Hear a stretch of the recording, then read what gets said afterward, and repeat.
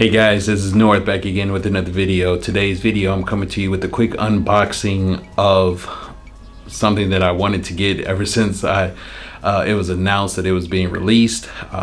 It's a new love in my particular in my collection, but when the oil came out I had to get it, so I'm going to be unboxing the 1957 oil from Chanel. So let's go ahead and get it going. I did order this oil from the Chanel website in the US and then had it shipped here where I live in Kuwait. I opted for the eco-friendly option, which is in this bag. It didn't come in the typical box, so the drawstring, but in the shipping got a little bit dirty. I'm sure if I wash it it'll be good and I can use it for something else. But inside is the oil. This is 250 milliliters, comes in the standard Chanel box.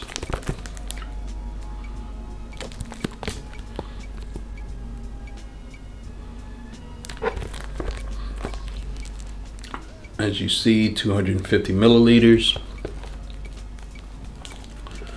So let's go ahead and get it open.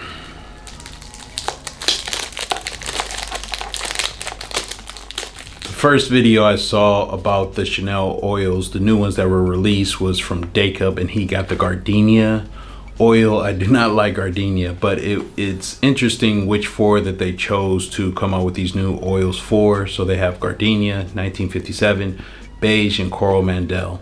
Now the original 1957 was released in 2019. That one only comes in the Eau de Parfum because it's beyond the 2016 standard box. I'm not the biggest fan of the Chanel boxes. I do like the simplicity, but they're not that safe, so that's why. So let's go ahead and take it out, and there you have it. Been waiting to get this in. They are going to get it locally in Kuwait, but I just didn't want to wait for them to get in. And the price was around the same.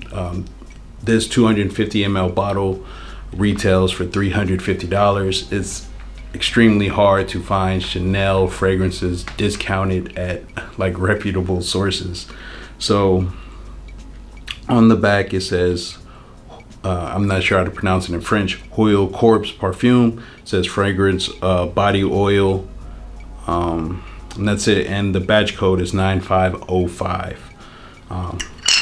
If you twist it off, it does come with this particular type of cap, which it's like baby oil, where you can kind of control for the most part the oil that comes out. So we'll go ahead and get that open, because I did try the Chanel No. 5 oil in store, and that one, it was open. I don't know if the people had took off this particular stopper that's similar to the Johnson & Johnson baby oil, but it was a lot that came out, so hopefully I can have a little bit more control with this.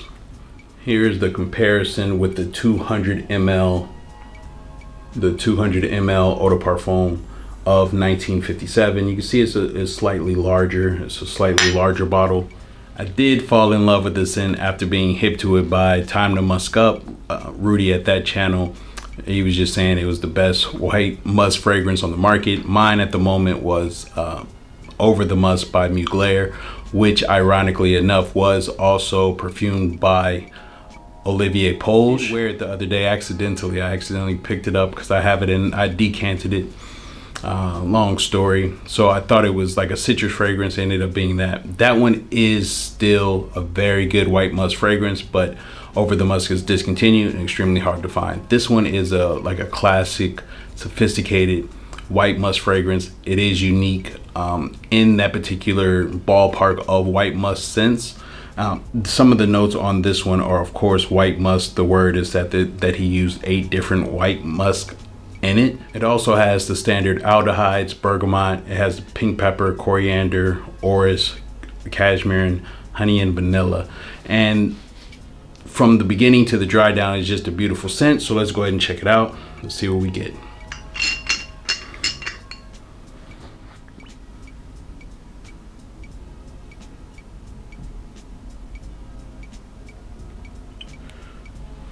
So I'll just try a couple drops. It's about 5 drops there. This is something, as the website says, can be layered or just worn on its own. So just put some on.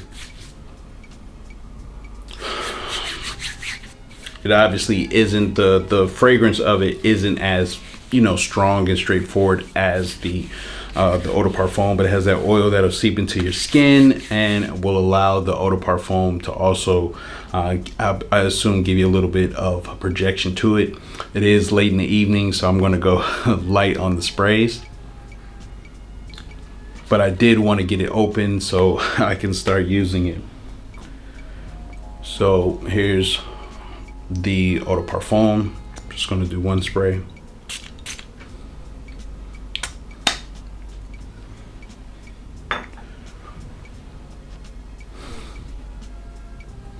Yes, on the fragrance, you get the blast of aldehydes. It does have the alcohol in it. I'm sure the oil probably has some alcohol in it as well, but it's not meant to be sprayed. It's the oil that goes on. But it's going to be a good combination. I just wanted to get this one open so I can show you guys. But not too many people are talking about the oils. Again, there's Gardenia, Beige, Coral Mandel, and 1957. I had to go with the 1957. It's something that I just had to get in.